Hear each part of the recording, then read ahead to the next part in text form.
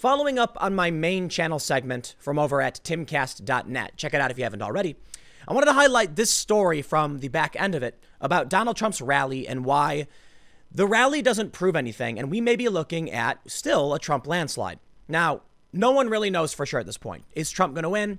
Honestly, I have no idea. Some people think he is. Some people aren't so sure. And 538 is predicting a possible Joe Biden landslide. Doesn't it feel like 2016 all over again? It's like we're stuck in a time loop. Trapped in purgatory, I guess. Well, here's the story.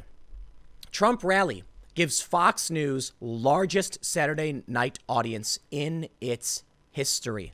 7.7 million people.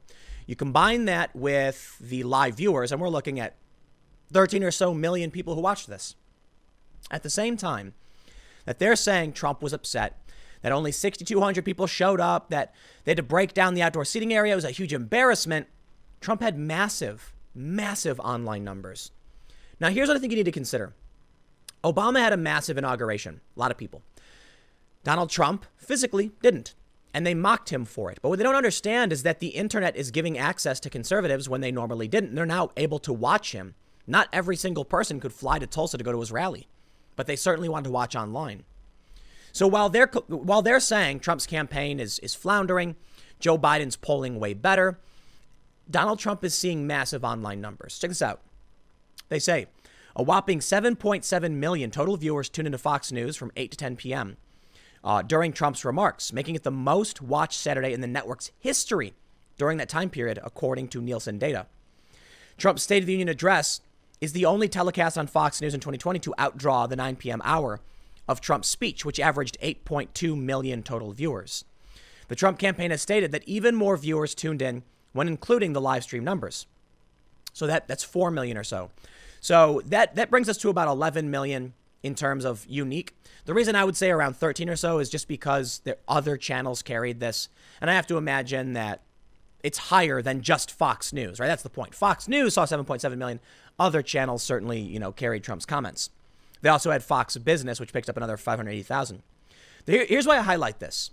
On June 18th, 538 says, our new polling averages show Biden leads Trump by 9 points nationally, but the race is closer in swing states, which could allow Trump to win the Electoral College if the race tightens. They say, today we launched our general election polling averages nationally and for all states with a sufficient number of polls.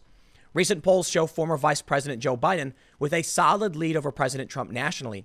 And in most swing states, Biden currently leads Trump 50.5% to 41.3%. They say Biden also leads Trump in swing states, such as Michigan, Wisconsin, and Arizona, although his lead in many swing states are not as wide as his margin in national polls, suggesting the Electoral College could once again favor Trump in the event of a close election. They then show us the table. Yeah. Here's the one thing I want to highlight, because this was trending on Twitter. They say a potential problem for Biden is that Trump could have an Electoral College advantage if the election tightens.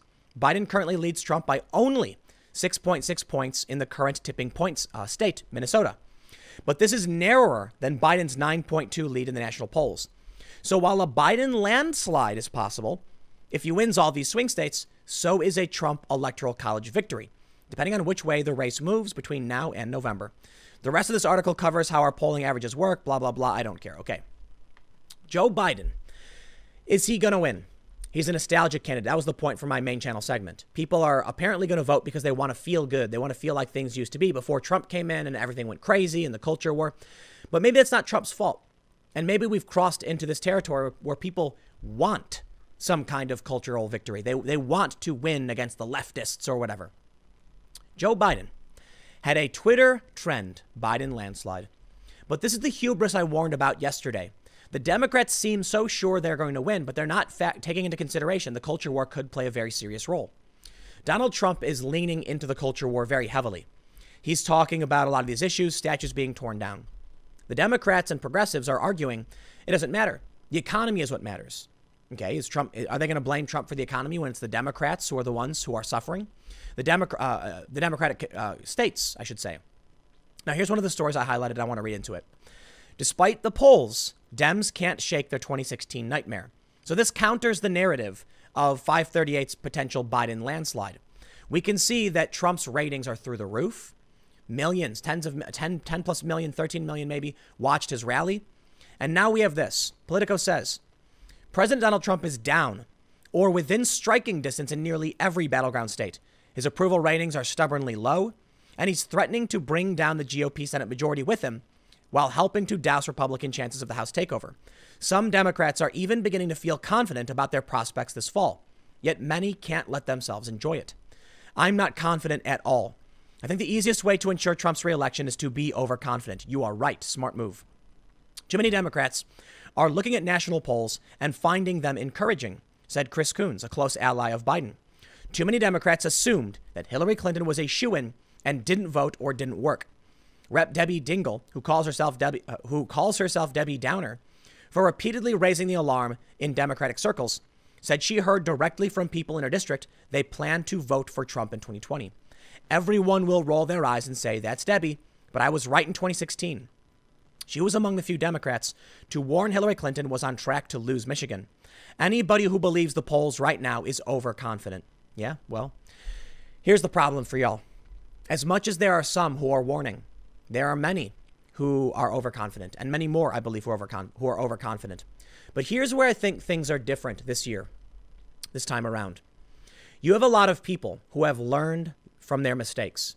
A lot of people who didn't vote for Hillary because they thought she was going to win and she lost. This may counter, no matter what anyone says, it could counter what happens in 2020, what happened in 2016.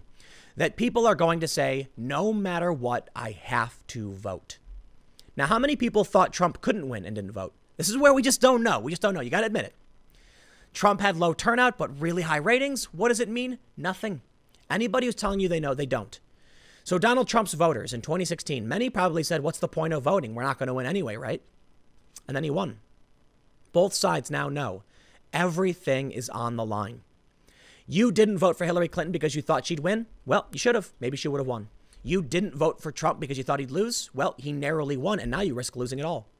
What if all of those Democrats who would have voted for Hillary but didn't think they needed to now come out for Joe Biden? Trump wouldn't stand a chance.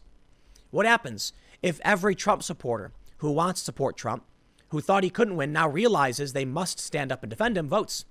Well, then Trump may actually win. But also, how many new people have been activated, both by efforts on the left and the right, to get those votes? We may be looking at a record voter turnout from people who just feel like they have no choice. This is their moment.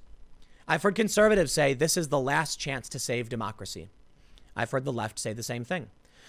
I've heard the right say that the Obama administration is the most corrupt in history and that they were trying to sabotage Trump's campaign. And I've heard from the left that Donald Trump is the most corrupt president we've seen in history. Both sides seem to think they're right. Now, ultimately, for me, what matters is liberty. So within these factions, you have the politically homeless civil libertarian types, the intellectual dark web, that doesn't want to see, for the most part, doesn't like Trump, but is scared right now that the culture war left are burning books and tearing down statues and what that means. You also have conservatives who are pro-life, liberals who are pro-choice. There are many different factions in this battle. Will the intellectual dark web types begrudgingly vote for Trump? Maybe they will. Some of them are progressives, many of them, in fact. Would they vote for someone they think is inept? Well, if their fear is based on the left destroying statues and attacking our culture and getting violent, then maybe so, because Joe Biden isn't the strong person to actually take care of this. Ultimately, the smart move for anyone, be it Democrat or Republican, is to recognize your uncertainty. Democrats who are pointing out, or 538, I think, is doing the worst. They're saying the worst thing, but they don't care. They're not in the bag for anybody. They're saying Biden could landslide. And that's 2016 all over again. Seeing these progressives come out saying that Trump is underwater by double digits, no matter what you think, the polls can't be wrong, blah, blah, blah. They're wrong, man. I'm sorry. If somebody called me and asked me who I was going to vote for, I wouldn't tell them. I would say nothing. Because there are people who are scared they'll be canceled. There are people who are scared they'll be fired if they come out and say what they truly support. So the polls are probably skewed worse than ever. Here's a couple points I can make. First, maybe the polls really have been corrected and people are proud to speak up for what they believe in, and Trump is going to lose.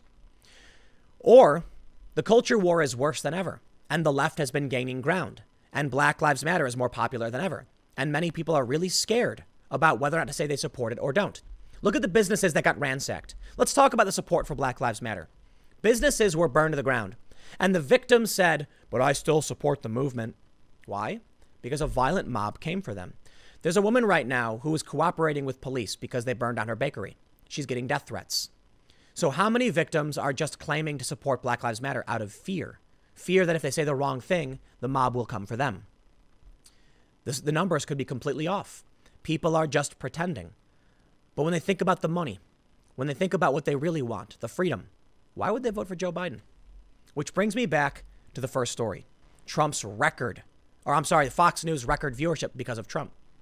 This exemplifies my point of view, that people are scared to show up and show their faces.